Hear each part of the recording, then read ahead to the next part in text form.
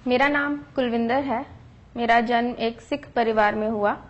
मैं बचपन से बहुत धार्मिक विचारों की थी। रोज पाठ करना और गुरुद्वारे जाना मेरी दिनचर्या का हिस्सा था। हम लोग, मुझे याद है कि हर रविवार गुरुद्वारे जाया करते थे एज अ फैमिली, और साल में एक बार जो हमारा पिलग्रिमेज होता है, जो तीर्थ स्थान होते हैं, हम वहाँ पे जाया करते थे। जैसे हमारे पोंटा साहब और हरमिंदर साहब, इस तरह के अमृतसर वगैरह हम जाया करते थे। वहाँ पे जो भी सेवा करनी होती थी वो करते थे, जो लंगर की सेवा होती है और हर तरह के जो हमारे रिचुअल्स थे हम वो करते थे, कंप्लीट करते थे, और हम बहुत खुश रहते थे। मेरा बचपन बहुत अच्छा बीता, हमारे पास सब कुछ था। लेकिन जब मैं 10वीं क्लास में आई तो मेरे पापा का जॉब छूट गया। पापा का जॉब छूटने के बाद मेरी मम्मी को जॉब करना पड़ा, और पापा कोशिश कर रहे थे कि वो नया कोई व्यवसाय शुरू करें। वो जितने भी व्यवसाय ट्राई करते थे उनमें किसी में उनको सफलता नहीं मिली। उस व्यवसाय को करने के लिए उनको अब हमारी संपत्ति बेचनी पड़ी। धीरे धीरे हमारी सारी संपत्ति बिक गई और हम कर्जों में डूब गए। फिर भी मेरी मम्मी ने हिम्मत नहीं हारी और उन्होंने जॉब करते रहे और किसी तरह हमारी पढ़ाई पूरी करवाई 12th तक। और इन सब चीजों के बीच में हम सब बच्चे भी बहुत बीमार रहने लगे।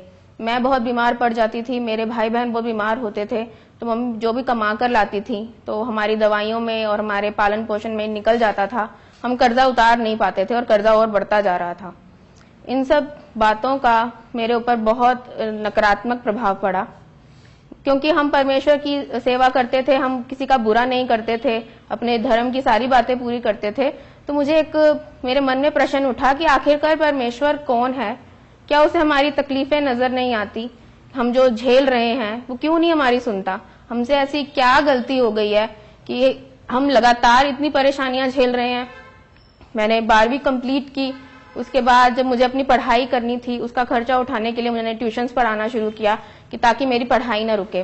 बहुत संघर्ष हम कर रहे थे। इस दौरान जितने लोग हमसे आके मिले कि हो सकता है तुम्हारे घर में ऊपरी साया हो या ऐसी बात हो, तुम वहां चले जाओ, इस मंदिर चले जाओ, ये मन्नत पूरी कर लो तो तुम्हारा घर ठीक हो जाएगा, ये हवन करा लो तो तुम्हारा घर ठीक हो जाए। हमने सब कुछ किया। हर दरवाजे पर हम गए जहां पर हमें उम्मीद की किरण नजर आई कि शायद यहाँ से हमारे घर में कुछ छुटकारा हो जाए, कोई हमारे घर का माहौल बदल जाए। हमारे घर में लड़ाई झगड़े भी बहुत शुरू हो चुके थे, लेकिन कोई फर्क नहीं पड़ा। 7-8 साल तक हम इस अवस्था में रहे और मैं बहुत नकारात्मक होती जा रही थी। और मैं ये सोचा इस तरह की जिंदगी जीने से बेहतर है कि मैं आत्महत्या कर लूं, क्योंकि इतने मेहनत करने के बावजूद भी हम कहीं पर भी पहुंच नहीं पा रहे थे। सब कुछ करना चाहते थे लेकिन कुछ कर नहीं पा रहे थे। मैं एक दिन उदास बैठी थी और उस दिन मेरा जन्मदिन था, तो मेरी एक सहेली ने आकर मुझे बाइबल गिफ्ट की। उसने मुझे प्रभु यीशु मसीह के बारे में बताया कि प्रभु यीशु मसीह इस दुनिया में इसलिए आए ताकि हम लोग उद्धार पाएं। उन्होंने क्रूस पर अपनी जान दी ताकि मेरे पाप क्षमा हो जाएं और मैं अनंत जीवन पाऊं। ये बात मुझे सुनकर थोड़ा अजीब सा लगा, लेकिन ये बात मेरे दिल को छू गई कि क्या सच में एक ऐसा परमेश्वर है जिसने मेरे लिए जान दी? क्योंकि अभी तक तो हम परमेश्वर को खुश करने की कोशिश कर रहे थे कि हम जाकर उसको चढ़ावे चढ़ाएं या नंगे पैर जाएं या चलिया करें या इस तरह की कोई धार्मिक रीति रिवाज जब हम पूरा कर लेंगे तब शायद उसकी दया की दृष्टि हम पर होगी और हमारे घर की सिचुएशन चेंज होगी। जब ये बात मैंने सुनी तो मैंने बाइबल पढ़ना शुरू किया। जब मैंने बाइबल पढ़ना शुरू किया, परमेश्वर के वचन से मेरा जीवन बदलने लगा, मेरी सोच बदलने लगी। क्योंकि जैसे परमेश्वर के वचन ने मुझे सिखाया कि मुझे किसी भी बात की चिंता नहीं करनी है, क्योंकि वो मेरी चिंता करता है, वो मुझसे प्रेम करता है। इस बात ने मेरे हृदय में बहुत घर किया। तो एक रात जब मैं बाइबल पढ़ रही थी तो प्रभु से मुझे दर्शन मिला कि प्रभु मेरे सामने बैठे हैं और हंस रहे हैं। कुछ कहा नहीं उन्होंने, लेकिन उसी क्षण मुझे विश्वास हो गया कि हाँ, यीशु मसीह ही प्रभु है। मैंने उस दिन डिसीजन ले लिया कि मैं यीशु मसीह को नहीं छोड़ूंगी, चाहे कुछ भी हो जाए।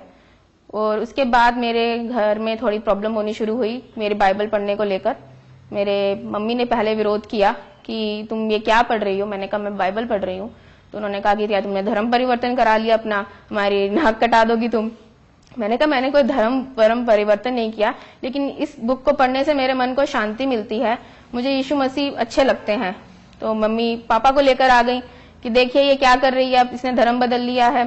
तो मेरे पापा ने मुझे सपोर्ट किया। उन्होंने कहा वो ऐसी कोई गलत किताब नहीं पढ़ रही जिसके लिए मैं उसे डांटूं, वो यीशु मसीह का वचन ही पढ़ रही है। तो उसको पढ़ने से मैं नहीं रोकूंगा। तो मैं प्रभु का धन्यवाद देती हूँ कि उस दिन उन्होंने मुझे नहीं रोका। लेकिन बाद में जब उनको रियलाइज हुआ कि मैं यीशु मसीह से बहुत ज्यादा प्रेम करने लगी हूँ और बाइबल ही पढ़ती रहती हूँ, तो उन्होंने मुझे कहा कि अच्छा ये ठीक है तुम बाइबल पढ़ रही हो, पर तुम अपने गुरु ग्रंथ साहब वगैरह ये भी पढ़ो। तो उन्होंने मुझे लाकर पोथियां लाकर मेरे सामने रख दी। तो मैंने कहा ठीक है, क्योंकि परमेश्वर का वचन कहता है कि अपने माता पिता का आदर करो, उनकी इज्जत करो, जैसा वो चाहते हैं करो। तो मैंने वो पोथी भी पढ़ी, लेकिन उसमें सवाल थे और उसके जवाब मुझे बाइबल में मिले। जैसे उसमें था कि आज सच जुगाद सच, उसका मीनिंग है कि आदि में सत्य था। तो बाइबल कहती है कि यीशु ही सत्य है, सत्य मार्ग और जीवन मैं ही हूं, यीशु मसीह ने ऐसा कहा। तो मुझे वहां क्वेश्चन मिलते थे और आंसर मिलते थे। मैंने दोनों को कंपेयर करके अपने पापा को दिखाया कि देखो पापा, यहाँ पे तो क्वेश्चन है लेकिन आंसर बाइबल में है। तो मेरे पापा ने फिर गिव अप कर दिया कि नहीं, ये मेरी बात नहीं सुनेगी, ये अब यीशु मसीह की हो चुकी है। उन्होंने मुझे रोका नहीं फिर कुछ भी करने से। फिर मैं तब तक किसी चर्च में भी नहीं जाती थी, मैं सिर्फ प्रार्थना घर पर करती थी। और मैंने अपने घर वालों के लिए प्रार्थना करना शुरू किया कि हमारे घर की सिचुएशन परमेश्वर चेंज कीजिए। धीरे धीरे मेरे पापा का जॉब लग गया। अभी तक कोई जॉब भी नहीं लगता था, ना उनका कोई व्यवसाय वो कर पाते थे, पर उनका जॉब लगा, मुझे भी एक जॉब मिला और हमारे घर के जो कर्जे हैं वो धीरे धीरे उतरने लगे। हम सब बच्चे जो इतने बीमार रहते थे, मैंने परमेश्वर से जब प्रार्थना की तो प्रभु ने हमारे घर वालों को भी चंगा किया। और हमारा जो खर्चा पैसा बाहर जाता था दवाइयों में, हर महीने कोई बीमार पड़ा होता था, हॉस्पिटल जाना पड़ता था, वो खर्चा हमारा बंद हो गया। परमेश्वर ने मेरे घर को आजाद किया, मेरे घर में शांति वापस लौट आई, कलेश नहीं होते थे, झगड़े नहीं होते थे। और मैं प्रभु का इस बात के लिए बहुत बहुत धन्यवाद देती हूँ। फिर 2 साल के बाद जब मैंने प्रार्थना की, हमारे परिवार में एक दुखद घटना हुई। मेरी मासी ने सुसाइड कर लिया। और मेरी मासी बहुत धार्मिक महिला थी, हमसे कहीं ज्यादा वो धार्मिक थी। वो रोज सुबह नंगे पैर गुरुद्वारे जाना, सेवा करना, लोगों की मदद करना, इस तरह के काम करती थी। लेकिन उनके जीवन में फिर भी शांति नहीं थी। उन्होंने किसी को नहीं बताया और सुसाइड कर लिया। इस मेरी बात को सुनकर मेरी मम्मी को धक्का लगा और उनके मन खुले कि ऐसे परमेश्वर का क्या फायदा जो उसे बचा नहीं पाया, जिसकी उसने इतनी सेवा की, इतनी पूजा की, फिर भी उसने उसे नहीं बचाया। तब मैंने अपने मम्मी को बोला, अपनी बहन को बोला कि आप अब तो मेरे साथ चर्च चलिए, आप वहां पे अपने सवालों के जवाब यीशु मसीह से पूछिए।